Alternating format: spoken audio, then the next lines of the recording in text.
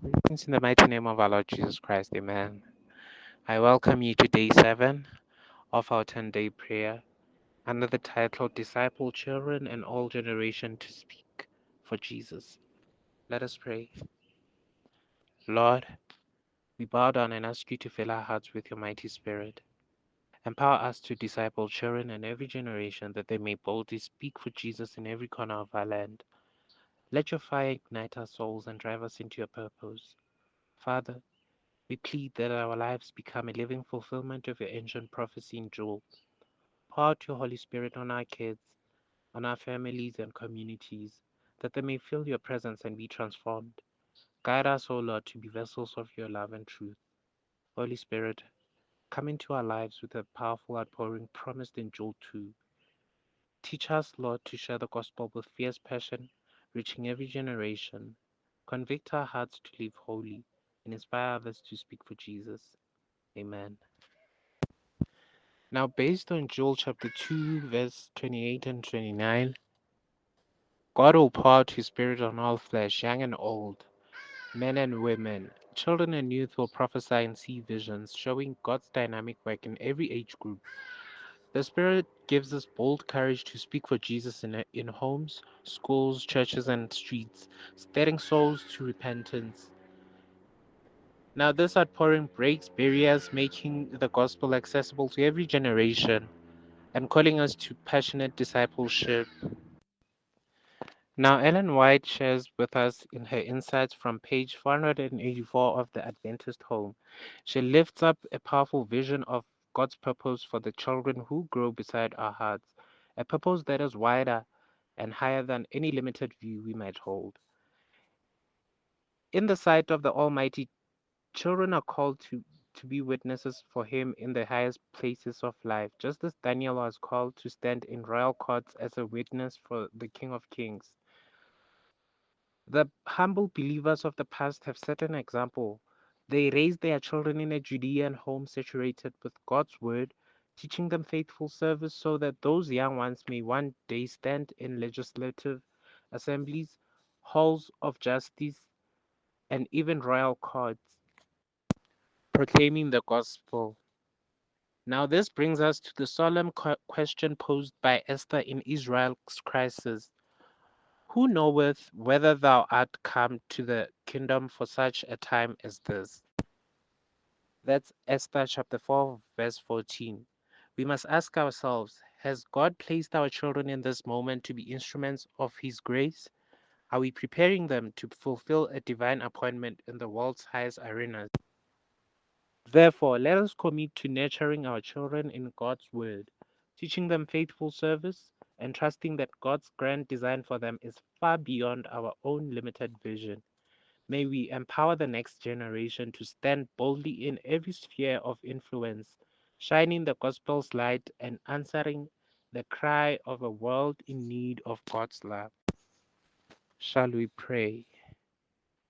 Lord, we come before you with grateful hearts, asking for extra love to fill our families. Help us turn our hearts back to you and to every family member who needs healing and restoration. Guide us, Lord, to be agents of your love and truth in our homes. Father, we plead that the message from Malachi stirs our families to prepare the last day prophecy in Acts chapter 2. Teach us to love mercy, walk humbly with you, and turn the hearts of parents to children and children to parents, binding our households to your will. Heavenly Father, fill me with your extra love. Turn my heart back to any family member with whom I need healing and reconciliation. Let your Spirit guide our home to be a light shining from the oracles of God. Amen. Now, the last day prophecy in Acts chapter 2, verse 17 and 18 says, God will pour out his Spirit on all flesh, young and old, men and women. So everyone will prophesy and see visions.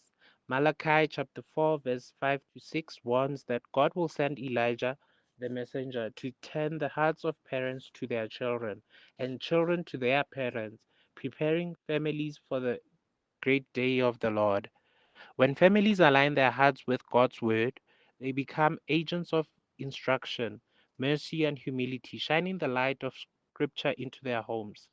Parents are called to be teachers, diligently searching the Scriptures so they can guide their children to avoid every habit that fights against God's work. Beloved, we are reminded today that parents hold a sacred responsibility to see themselves as agents of God, just as Abraham did in his walk with the Lord. Our calling is to search the scriptures diligently, soaking up the way of the Lord so we can pass the divine light into our households. The prophet Micah asks, "What doth the Lord require of thee but to do justly and to love mercy and to walk humbly with thy God?" Micah 6, verse 8. This is the compass for every parent: justice, mercy, and humility. In practice, this means husbands and wives can serve together as ministers in the home, physicians of the soul, nurses of compassion, and teachers of righteousness. We train our children to care for their whole living organism, fostering habits that honor God and protect them from anything that would hinder His work in their lives. Now, Ellen White shares from Divine Wisdom: "The family is the greatest of all educational agencies, and the home is the child's first school. In this sacred space, parents are called to be the first instructors, guiding their little ones in lessons of respect, obedience, reverence, and self control. The influence of the home shapes a child's path for good or for evil.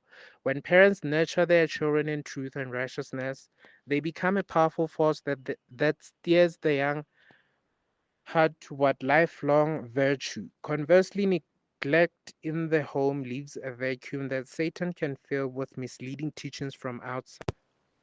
Now, let us commit to strengthening our homes, making them sanctuaries of faith, discipline, and love, so that our children may walk in the right way all their lives. May God bless the reading of His word. Shall we pray? Lord, we stand towards the end of these 10 days of prayer with grateful, convicted hearts. Thank you for filling our families with extra love and turning our hearts back to you and to each other. Seal the message of Malachi in our homes, that parents and children may walk in justice, mercy, and humility, preparing our households for the last day prophecy of Acts chapter 2. We plead that the Holy Spirit to gather all generations to Jesus Christ while there is still time. Empower us to testify boldly about what God has done in our lives, sharing the courage of Christ with others. Let this season of prayer ignite a fire in every family, turning hearts to God and to one another, so our homes shine as living oracles of your truth. With repentant hearts, we praise you for Jesus' second coming, the day of the Lord. Send your Spirit to guide our small groups and every believer. We commit our families, our church, and our nation to your mighty purpose, trusting you to bring healing, unity, and revival. In Jesus' name we ask. Amen.